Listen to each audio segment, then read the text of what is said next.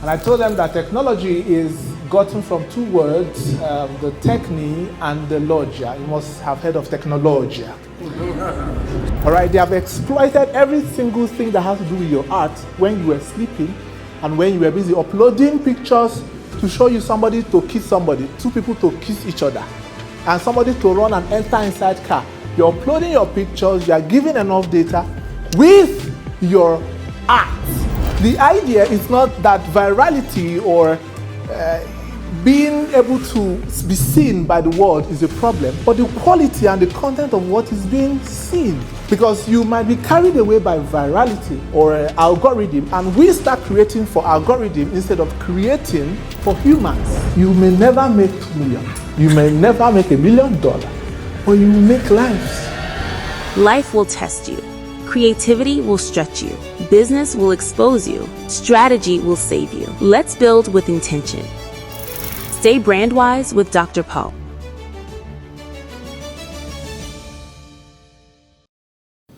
We're about to discuss something that is going to touch all of us in significant ways because we are all creative. And when we discuss art, most of us limit art to conversations about drawing, things about the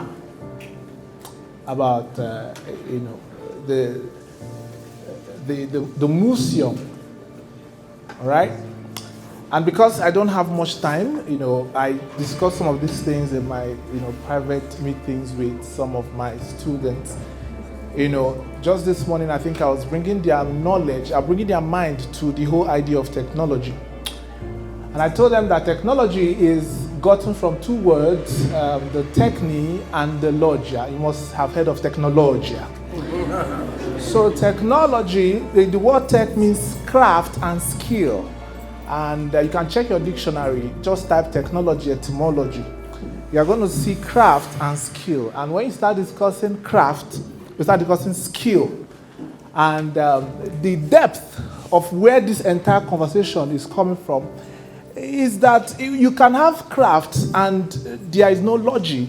And logi, in its purest form, is study. You did biology and all of that. So if you don't have the word to communicate your tech, you are not fit to be someone that needs to experience technology. Do you understand? So most of us, are in the world where we experience art, other people's technology. But we do not want to put ourselves in a position where we also have the same expression to bring out our technology. And why is because I think number one, most of us were shocked because most of us started expressing technology in its purest form before it became viral. And that is when virality became a commodity. So when virality became a commodity, we began to lose the ability, the energy to create, especially in the part of Africa, and which was intentional, but it's not something I can discuss here because it's a little bit diplomatic, right? It's not something we can discuss in the public. If you want to hear about that, you can sign up somewhere. We'll talk about how the world was shaped to ensure that a part of the world doesn't create. Do you know? Oh, you don't know. It was structured that a part of the world don't create, they only consume so that money will circulate, so that some people at some point are going to experience wealth, while some people at other point are going to be exploited of their wealth and then use that wealth and that data to create what everybody's going to consume. For example, they started creating you things that look like you and you think it is AI. All right, they have exploited every single thing that has to do with your art when you were sleeping and when you were busy uploading pictures to show you somebody to kiss somebody, two people to kiss each other, and somebody to run and enter inside car. You're uploading your pictures, you are giving enough data with your art. Please, the next slide. With your art, and we start discussing virality, all right? And quickly, I just said something about virality, and we experienced Corona, and it's not something that you want to experience again. But again, that gave us a lot of opportunity. All right? So, but the idea is not that virality or being able to be seen by the world is a problem, but the quality and the content of what is being seen. Because you might be carried away by virality or algorithm, and we start creating for algorithm instead of creating for humans or for ourselves. So what we do is that we feel the pressure that comes from the social media. You feel the pressure of demand to make money.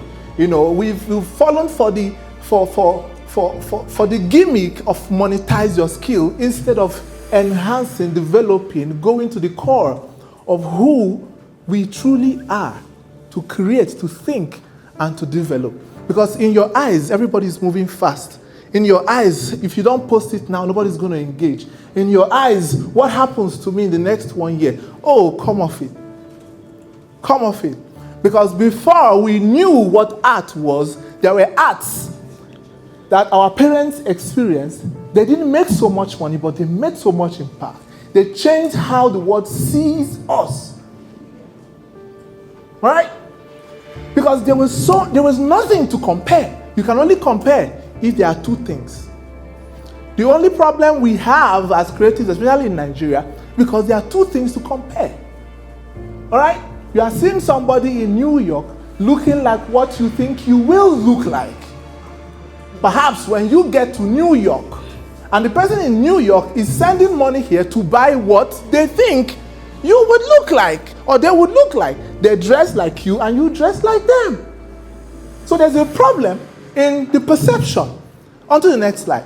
And then we begin to see that, the next one, we begin to see that we start battling with uniqueness, and we come to a point where the conversation becomes about who is the best, who is going to shine. And we that are into the branding space, we sit down and we talk about, oh, stand out.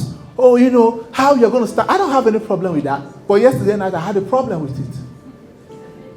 Just yesterday night. I had a problem with standing out. No, go up. I want to talk about standing out. I don't know where you're going to. And this problem with the girl in Nigeria. See where you run, go. So I started having a problem with standing out. I've talked about standing. Trust me, what gives me money is making business stand out. But when it comes to conversing with creatives, I don't believe standing out is the problem. Because what does it feel like when you are the only one standing out and others are sitting? The next slide. Do you know we can be more colorful when we are all standing? And then because Nigeria is a powerhouse, the conversation about diversity is not division. It is that the more diversity we experience, the more colorful we are. So I'm not trying to make this, my sister, look bad, what we do on social media. I'm not trying to talk this, this fellow down. I'm not trying to dance or twerk better than the other person, just for the sole purpose to stand out. I can motivate you, I can make you feel that you yourself can stand out because your audacity challenges mine. There are some things I can't become until you become.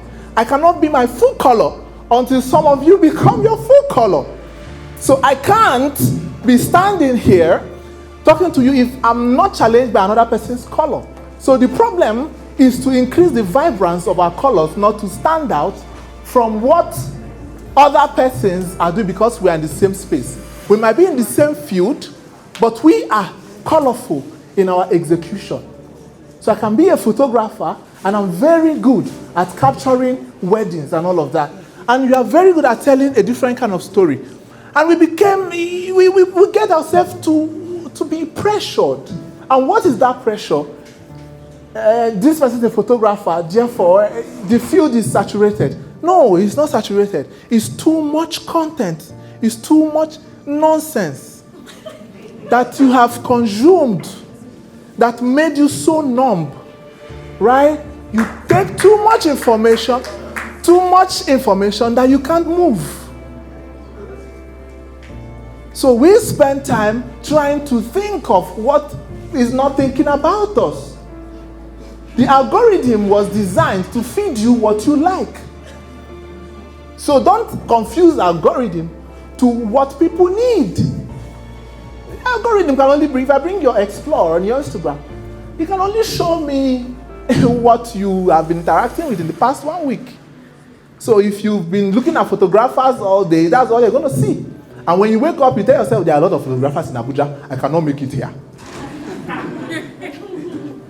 That's what happens. Right?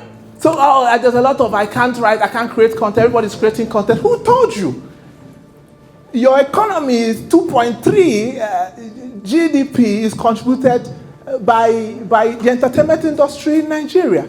And you have about 55% of Nigerians on the internet, and 14% of that are using social media. So you have about 50 million people using social media, right? And there's no way, in this room we are not up to 500. Imagine where 500 people are following you. If 500 people are following you on the road like this, do you know it's riot? It's riot. And you are angry, oh, he doesn't have 1 million followers. Now, mad person, they will kill him.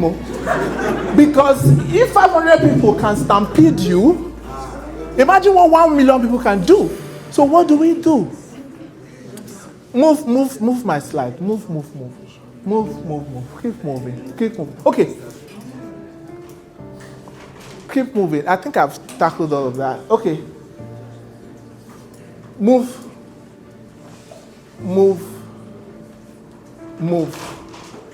And move. All right, let's stop here. You know, we begin to think, especially when we are alone. Creatives have the most depression and the most confusion. And why? Because of this comparison. You know, when you take your time to feed your true self, when you take your time to exclude the environment, the noise, because there is noise. And if you tell yourself the truth, sometimes you before you sleep, you ask yourself, is this how I'm going to buy a Lamborghini? Is this how I'm going to buy a car, a house in Banana? What if they kidnap me? What if I die? And if there's nothing you take away from this meeting, it's an exodus. And the devil is, if you believe in that, has lost today. Because after today, I believe your focus is to be grounded, to create from a point where I don't care who is looking, I don't care who is seeing, but I know that what I'm going to create, or what I'm currently creating is going to be in such a way, it's going to be such that my world, I look at people like Chimamanda, these guys that write that, you don't see them trying to shout to sell or trying to get you to take 5 ways I make the 1 million in 1 month. $5,000 gig. How I made 2 million, traveling all over the country. You may never make 2 million. You may never make $1 million. But you make lives. And that is all that matters. A lot of people didn't make as much, but you are still reading them till today. So did I say you should not make money? No. The point is, Nollywood, we clap for today. Nollywood there are days where they made movies with nothing. The days of Fela, they challenged the society, they used their voice. And what I want to tell creatives, you might be a photographer, but you might have a knack for challenging politics. You might have a knack for finance. Put on your camera, talk about the things you love, not basically the things you do. There's something about that things you love will finally excel the things you do. Yeah, I was telling a UI UX lady one time. She was telling me, oh, now how should she share her work? I said, find yourself. There's something you like. You like to cook.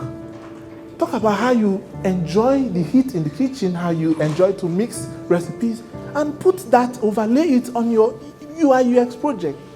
You can mix all that. That's a beautiful thing. And that's beautiful, right? So the goal here is not to be depressed at how many likes, how many people that like your post, or how many people you think may like what you want to create. Trust me, no, they really don't like them. They just felt like tapping on their screen and moving on. All right, and that should not determine how you create. So I think my brother was talking about being in charge of your emotions, right? It might sound like a very, crazy conversation, but you might have to read books on how to, because sometimes even creatives, I don't like the way I'm looking at. Immediately you think they're talking about you. I don't like this design. Immediately you think it's about you, because we don't know how to separate ourselves from our job. We are too tied to it. You are not your job. You are not your craft. You can create as many things as you want to create, but the goal is, are we masters of this craft? And that is the essence of this conversation. We have to be masters of this craft. I think this man, Robert Greene, was talking about, he wrote a book called Mastery. He's talked about how people we see we're masters. I'm going to tell you a story before I go in the book. There's this guy, most of you that did science, his name is Faraday. Faraday, he did some discoveries in electricity, yeah. And Faraday didn't go to school.